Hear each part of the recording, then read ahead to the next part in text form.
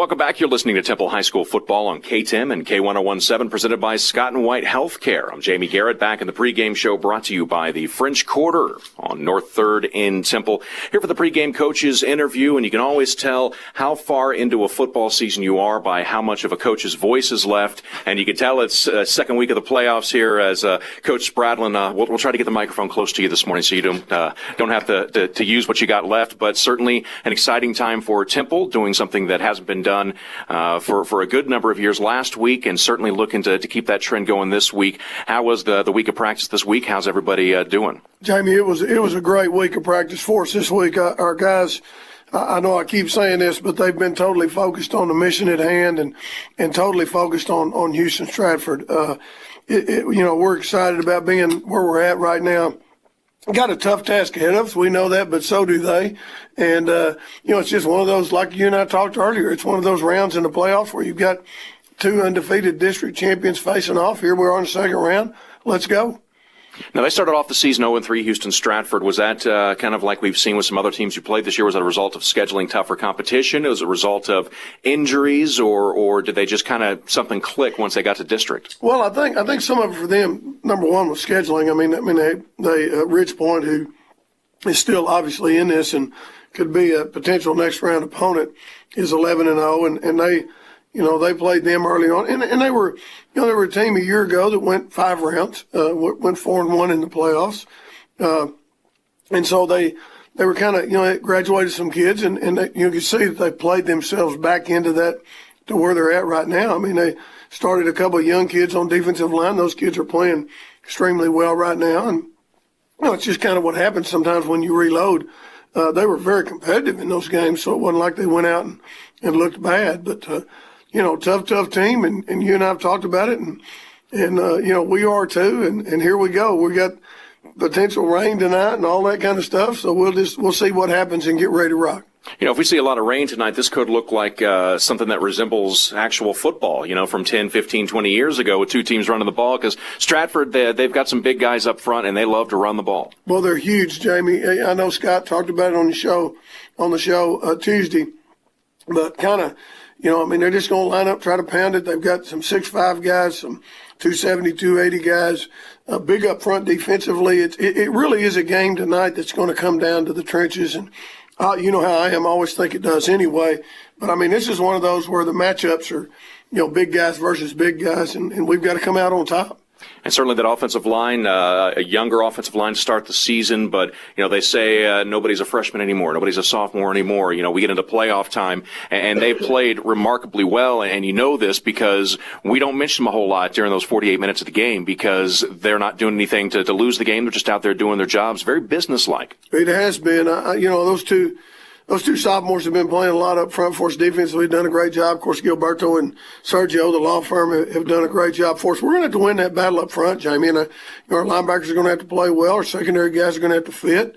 And those are the things we'll have to do. It couldn't be probably more polar opposite to what we saw last week with Consol. Consol was a spread you out and try to get you out in space and beat you that way. And these guys are kind of all about ground and pound. And not that they don't throw the football with some success. You know how those teams are that do that. Their play action game's strong, their bootleg game's strong.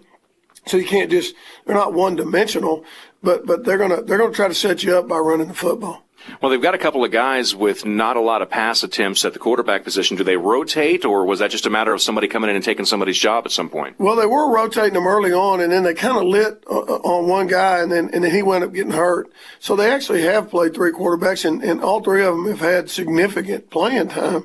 So even when they lost the kid that got hurt, they've got 2 kids in there that are battle tested and have, I guess it's the Milstead kid that's kind of seems to be in it right now, but they're very capable, and both of them got good arms, got a real strong receiver outside. So I'll say it again, it's not a one-dimensional thing, but boy, you've got to stop the running back because he's a downhill guy, and if you got to get him running sideways and get him tackled. Yeah, he has scored a ton of touchdowns. I think he's averaging 10.5 yards a run or so. But certainly on the Temple side of the ball, when you look at the offense and the game that Jeff Carr had, all these guys are at 100%. They're healthy, and it looks like Jeff's running as hard and as good as he was back in week 1, week 2. No question. We are the healthiest we've been, Jamie. It's been a week. I will tell you, we've kind of had the crud running through our football team this week, but other than that, our guys have done a great job, and we're as healthy as we've been. We're excited about tonight. I could see it in their eyes today, and we just. It's just the idea of getting here. We are a week away from Thanksgiving, having an opportunity to play on Thanksgiving weekend. I think our guys understand now kind of how this playoff thing works and how it plays out. I mean, we've got an opportunity now to be one of 16 teams, and that's what we're fighting for tonight. And certainly with Temple playing as well as you have, you got the 58-14 win last week. A lot of attention goes to the offense, and why not? Jeff Carr had almost 300 yards last week. Chad President had 1 carry for 58 yards or so he's got a pretty good yards per carry average. But it's really been the defense that to me has stood out. They have played just lights out, and they've done it since that Austin Westlake game, I feel. Man, Jamie, I couldn't agree with you more. I mean, when you look at the two teams, I mean, we've gone out now and played for 2 championships in the last 2 weeks. I mean, that you have to put some significance on that Elgin game. I mean, when you look at that and you realize that they were a 5-0 district team, and then we went out and I thought dominated those guys.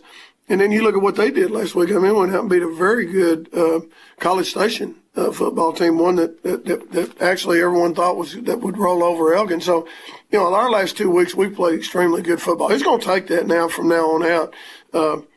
We had a real neat deal this week, Jamie. I asked Coach McQueen to come back in this week, and it's first time, because I felt like we'd finally done something, and he came in and talked to our kids. It was a good experience for us because he was pretty emotional about it, and it just showed our kids how much this does mean.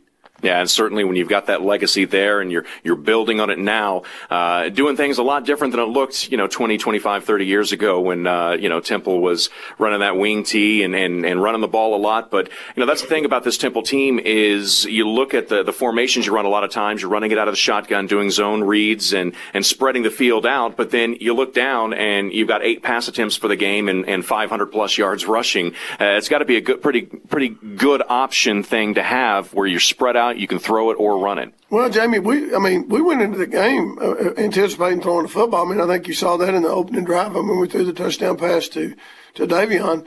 But, I got to be honest with you, as a play caller, when you tend to ride on the success of what's going. I mean, I'm not going to do something just to do it. And it became pretty obvious that when we handed the ball off to those 2 guys, that our O-line up front was doing a good job, and it became pretty obvious that was a successful way to move the football. So, we just kind of settled into that as we went. It's not a situation where we're going to say, okay, we're going to run it, 40 times and throw it.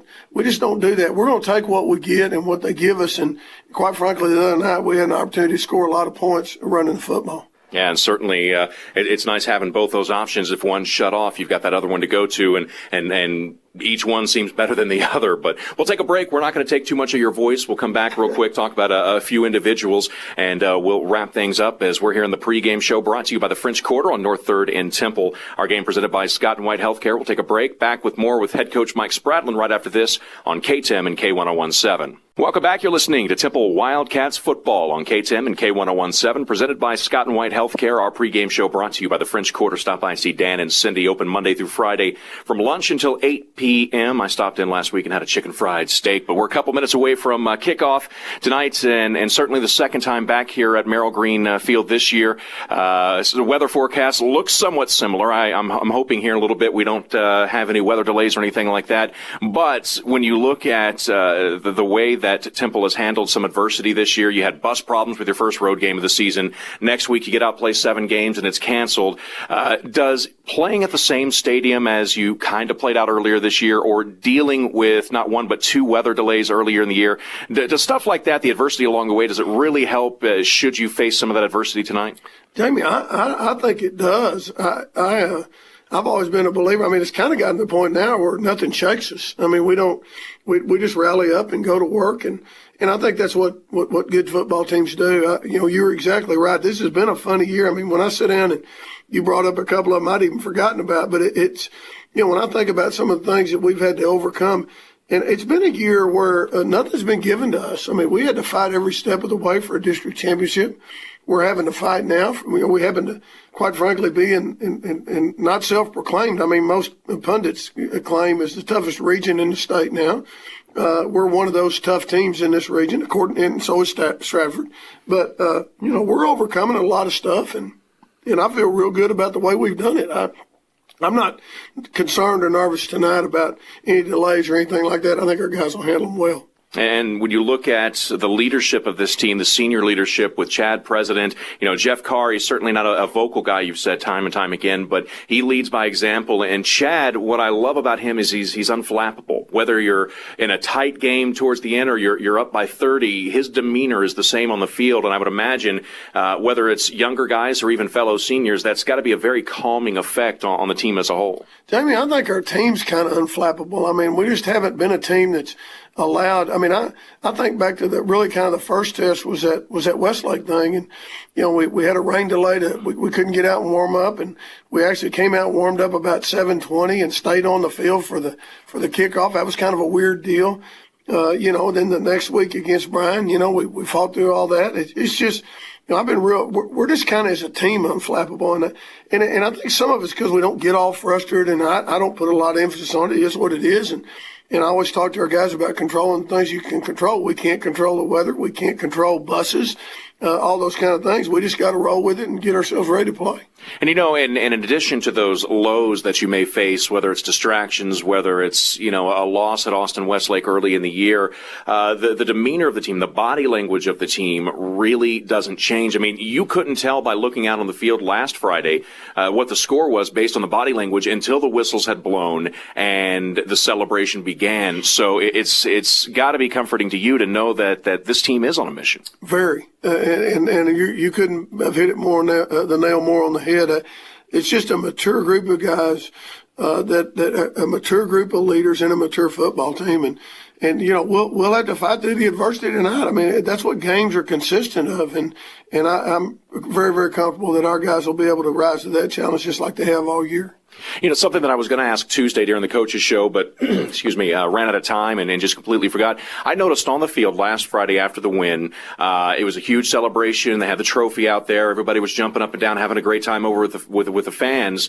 One person that was not in that celebration was Chad President. He sat about 10 feet behind the celebration, just kind of watching it all. And within about, within about 3 minutes, the team was completely silent, on a knee, surrounding you, talking. What were you telling your guys down there after that? Well, it's just such a great opportunity for our kids to experience some things. It's kind of like what I've been talking about, Jamie. I mean, history here in Temple is awesome, and there's no question about it. But, for some of our fans that have been around for a long time, and, what sometimes gets lost in this is that our kids are actually doing some and accomplishing some things that haven't happened in their lifetime. And that's a big deal. I mean, it's kind of like, and Coach McQueen mentioned that to them the other night. Things that happened to them, things that happened here in Temple, quite frankly, happened before they were born. When you look at 96 kind of being the last season where there were actually as many wins as we have now, well, that's the year that most of our seniors were born in. So, it's just, I think there's a sense of accomplishment, yet a sense of mission. I've never once felt like this team was satisfied with anything. As a matter of fact, I've felt like all year long, and quite frankly, I thought it started a year ago, almost now a year and a week ago, with the Cedar Hill game. We've just kind of been on a mission, Jamie, and that mission requires now total focus because Houston Stratford's a very good football team. I know I've mentioned it before, but they've won 6 playoff games now in the last 2 years, and that gets your attention. Well, one more question, I'll let you go. Game time coming up on us real quick. Quentin Smith made his return last week after having a chance to look at him on film and his playing time. Is he looking like he's 100%? He played real well last week, Jamie, and I would have, when I'm going into the game, I would have probably said 80, 85%, and then there's no question at this point. I think he's back, and I think he's 100% tonight, as quite frankly all of us are. I mean, it has been and very blessed, by the way.